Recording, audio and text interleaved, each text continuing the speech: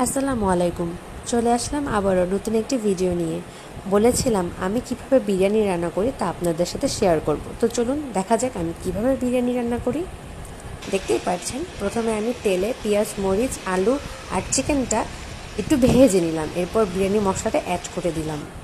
এরপর আমি পরিমাণ মতো লবণ আর আদা রসুন বাটা দিয়ে নাড়াচাড়া করে নিচ্ছি।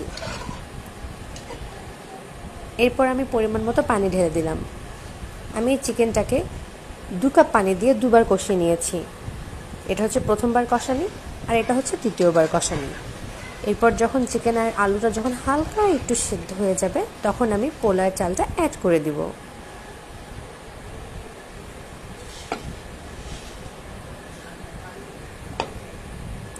এরপর 2 মিনিটের মতো কিছুক্ষণ চালটা ভেজে নিব।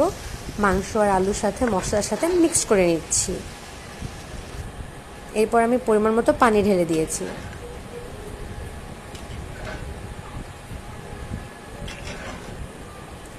নাড়াচাড়া করার পর আমি বিরিয়ানিটা 10-15 মিনিটের জন্য দমে রেখে দিচ্ছি। ব্যাস হয়ে গেল ঝটপট রান্না। বিরিয়ানি রান্না করাটা হচ্ছে আমার জন্য সব থেকে সহজ একটি রেসিপি এবং আমার খুব পছন্দের একটি খাবার। কেমন হয়েছে অবশ্যই জানাবেন, জানাতে ভুলবেন না কিন্তু। ধন্যবাদ।